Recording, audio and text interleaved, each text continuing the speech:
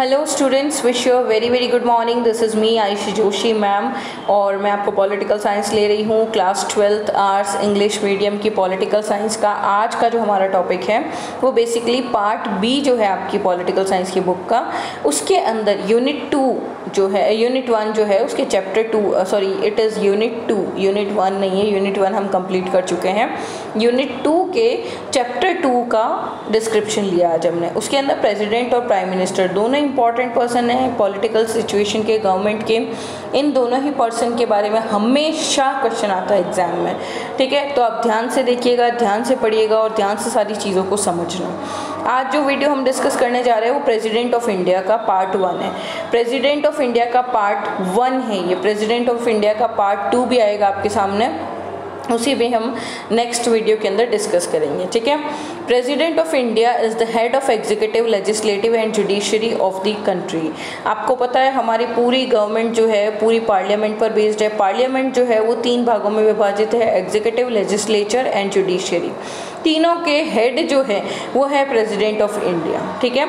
Article 52 जो है constitution का वो ये कहता है that there should be a president of India. आपके देश में एक प्रेसिडेंट होना चाहिए। और 53 आर्टिकल जो है वो ये कहता है कि प्रेसिडेंट के क्या क्या एग्जीक्यूटिव पावर्स जो है ऑफ द यूनियन के जो एग्जीक्यूटिव पावर हैं वो सब किसके अंडर टेकन होने चाहिए, प्रेसिडेंट के। और उन्हीं के अंडर में सारा काम, जितने भी ऑफिसर्स हैं वो सब उनके अंडर में आएंगे, किसके, प्रेसिडेंट के, ठीक है। अभी हमारे प्रेसिडेंट कौन है, रामनाथ कोविंद जी, जो कि 14th प्रेसिडेंट ऑफ इंडिया है। Kovind assumed office on 25th of July 2017 after winning the 2017 presidential election. 2017 में प्रेसिडेंशियल इलेक्शन जीतने के बाद में 25 जुलाई 2017 को इन्होंने प्रधानमंत्री पद को संभाला था। ये दूसरे दलित प्रधानमंत्री है भारत के जो है दूसरे दलित प्रधानमंत्री कौन है, रामनाथ कोविंद। रामनाथ कोविंद जी एक लॉयर हैं प्रोफेशन से। इसके अलावा इन्होंने दिल्ली हाई कोर्ट और सुप्रीम कोर्ट में भी इन्होंने लॉ प्रैक्टिस कर रखी है 1993 तक। 1994 में ये पार्लियामेंट के राज्यसभा के एक मेंबर बन गए थे। उसके बाद इन्होंने एमपी के तौर पे 1994 से लगा के 2006 तक कार्यभार संभाला और फिर 2015 में फिर से 2015 से 17 तक इन्होंने एमपी के तौर पे कार्यभार संभाला। एंड कोविंद जी जो है 2015 से 17 तक गवर्नर ऑफ बिहार भी रह चुके हैं, ठीक है। 2015 से 17 गवर्नर ऑफ बिहार रह चुके हैं। 1994 से लगा के 2006 के अंदर इन्होंने एमपी का कार्यभार संभाला है। इसके अलावा 1993 से 93 के अंदर भी ये सुप्रीम कोर्ट और दिल्ली हाई कोर्ट की लॉ की प्रैक्टिस कर चुके हैं। इसके अलावा प्रोफेशन से एक लॉयर है, ठीक है। ठीक है, अब आपके क्वेश्चन क्या बनता है यहाँ से कि भाई प्रेसिडेंट के बारे में हमारे कॉन्स्टिट्यूशन के अंदर कौन से आर्टिकल में लिखा हुआ है। तो मैं आपको बता दूँ, आर्टिकल 52 और 53 जो है वो प्रेसिडेंट के बारे में बताता है। अब हम बात करेंगे प्रेसिडेंट के इलेक्शन को लेकर। तो आर्टिकल 54 जो है इंडियन कॉन्स्टिट्यूशन का वो प्रेसिडेंट के इलेक्शन को डिस्कस करता है। उसके अंदर बताया गया है कि प्रेसिडेंट का इलेक्शन कैसे होगा, क्या होगा। इसके अंदर बताया गया है कि president shall be elected by the member of N electoral college election basis पर, जो इलेक्टोरल कॉलेज के बेसिस पे प्रेसिडेंट को इलेक्ट किया जाएगा, which consist of the elected members of both house. दोनों हाउसेज, लोकसभा और राज्यसभा के जो इलेक्टेड मेंबर्स है उनके द्वारा इलेक्शन करवाया जाएगा। उस इलेक्शन के द्वारा जो है इनको प्रेसिडेंट को सेलेक्ट किया जाएगा।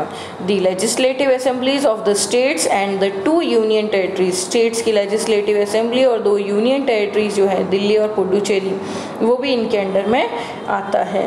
The election of the president is held in accordance with the system of proportional representation bye means of a single transferable vote. इनके लिए जो प्रोसीजर फॉलो किया जाता है प्रेसिडेंशियल इलेक्शन के लिए वो बेस्ड होता है सिंगल ट्रांसफरेबल वोट्स पर, है ना। उसे री इलेक्ट भी किया जा सकता है। मान लीजिए अभी रामनाथ कोविंद जी हैं प्रेसिडेंट, कल को जो है फिर से इलेक्शन होते हैं, फिर रामनाथ कोविंद जी अगर खड़े हो जाते हैं तो उन्हें री इलेक्ट भी किया जा सकता है। The oath of the president is administered by the CJI, it means chief justice of India जो है वो एडमिनिस्ट्रेड करते हैं प्रेसिडेंट की ओथ को, ठीक है। मतलब जो शपथ ली जाती है प्रेसिडेंट द्वारा वो किसके द्वारा एडमिनिस्टर की जाती है, chief justice of India. And in his absence, और मान लीजिए CJI अवेलेबल नहीं है तो फिर सुप्रीम कोर्ट के जो सीनियर मोस्ट जज है, सबसे सीनियर जज जो है वो प्रेसिडेंट को ओथ दिलवाएंगे, ठीक है। अब प्रेसिडेंट बनने के लिए एलिजिबिलिटी क्या क्या होनी चाहिए, आर्टिकल 58 के मुताबिक इंडियन कॉन्स्टिट्यूशन के अंदर जो है एक प्रेसिडेंट बनने के लिए सबसे पहली चीज़ तो आपको भारत का नागरिक होना अनिवार्य है। यदि आप भारत के नागरिक हैं तो आप प्रेसिडेंट बनने के लिए पहला कदम पास कर चुके हैं। दूसरी चीज़, आप 35 ईयर्स के कंप्लीट होने चाहिए, मतलब 35 वर्ष आपको हो जाने चाहिए आपके जीवन काल के, ठीक है। दूसरा स्टेप कंप्लीट।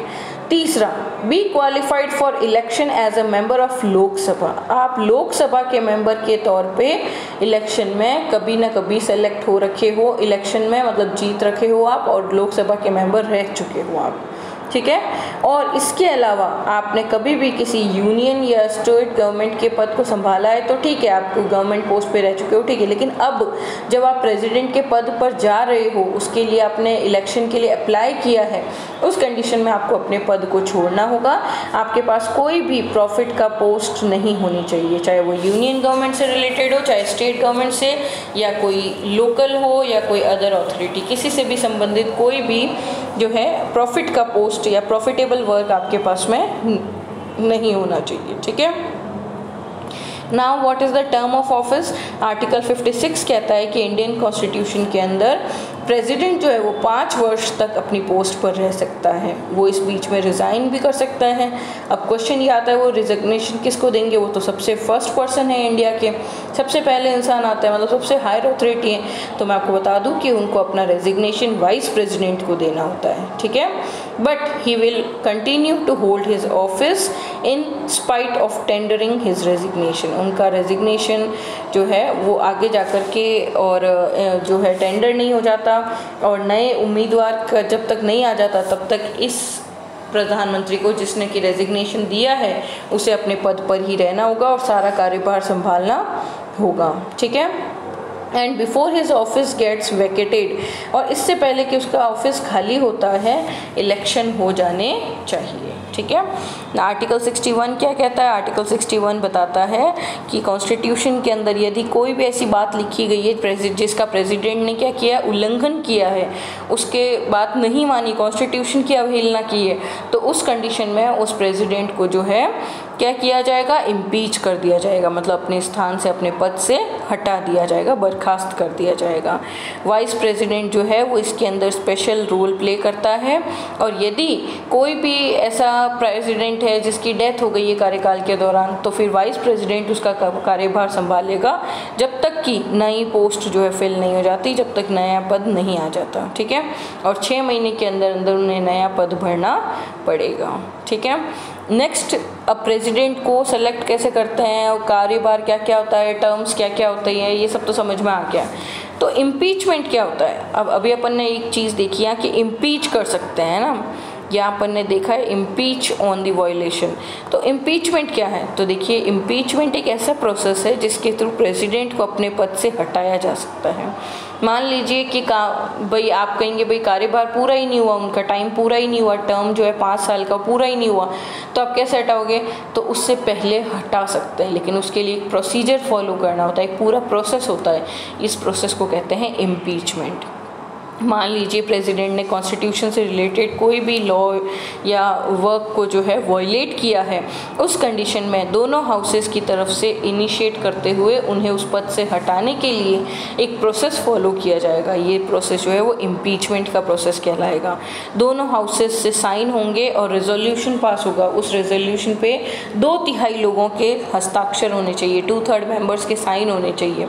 पहले लोकसभा में गया, लोकसभा से 2/3 मेंबर के साइन हुए, वहाँ से क्लियर होते ही राज्यसभा में गया, राज्यसभा से भी 2/3 मेंबर के साइन होने चाहिए, ठीक है। आफ्टर दैट नोटिस, उसके बाद में एक नोटिस दिया जाएगा, 1/4 of the members of the house के 1/4 लोगों को नोटिस दिया जाएगा, and containing the charge is sent to the president, और इससे रिलेटेड जो चार्ज है वो प्रेसिडेंट को भेज दिया जाएगा। 14 दिन के बाद में उस पोस्ट से उन्हें हटा दिया जाएगा और अपने आप प्रेसिडेंट जो है उस मीन टाइम के अंदर अपने आप को डिफेंड करते हैं। अगर मान लीजिए वो अपने आप को डिफेंड कर देते हैं, इन 14 दिन का टाइम पीरियड दिया जाता है, अगर 14 दिन में प्रेसिडेंट ने प्रूव कर दिया कि उसने ऐसा कुछ नहीं किया कि उसे अपने पद से हटाया जाए, उसने कोई गलत कार्य नहीं किया, तो उस कंडीशन में वो प्रस्ताव जो है वो खारिज भी हो सकता है। मतलब कि खारिज ऐसे नहीं होगा कि डायरेक्ट खारिज कर दिया, नहीं, वापस से जो है राज्यसभा और लोकसभा में इस पर कंसीडर किया जाएगा, इस पर वार्तालाप की जाएगी, इस पर डिस्कशन किया जाएगा। If the charges are approved by the second house, अगर दूसरे हाउस ने भी उस चार्ज को अप्रूव कर दिया तो president is said to be have been impeached. मान लीजिए कि फिर भी मान लिया कि उनके सब कुछ क्लियर हो गए, लोकसभा, पहले क्या होता है लोकसभा में साइन होते हैं, लोकसभा के 2/3 मेंबर ने साइन कर दिया, अब ये 14 दिन के लिए नोटिस जाएगा किसके पास, प्रेसिडेंट के पास।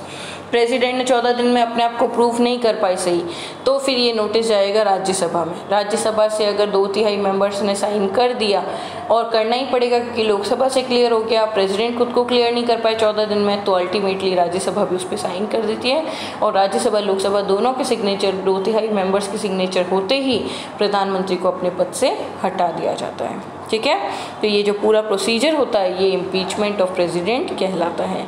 तो चीज़ें समझ में आ गई। आज हमने क्या क्या चीज़ें ली, सबसे पहले तो हमने इंट्रोडक्शन लिया और प्रेजेंट जो हमारे प्रेसिडेंट है उनके बारे में पढ़ा, उसके बाद में हमने इलेक्शन ऑफ प्रेसिडेंट के बारे में पढ़ा, फिर हमने एलिजिबिलिटी पढ़ी प्रेसिडेंट की, फिर हमने टर्म ऑफ ऑफिस पढ़ा, उसके बाद हमने इम्पीचमेंट प्रोसीजर पढ़ा।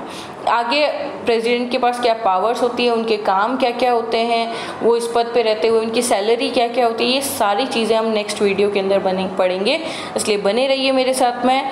Thanks for watching, keep watching, keep learning, be on time. और जो भी चीज़ें मैं आपसे शेयर कर रही हूँ उन सारी चीज़ों को नोट्स ज़रूर बनाइए और मेरे साथ शेयर कीजिए। ठीक है, bye bye, take care, have a great day.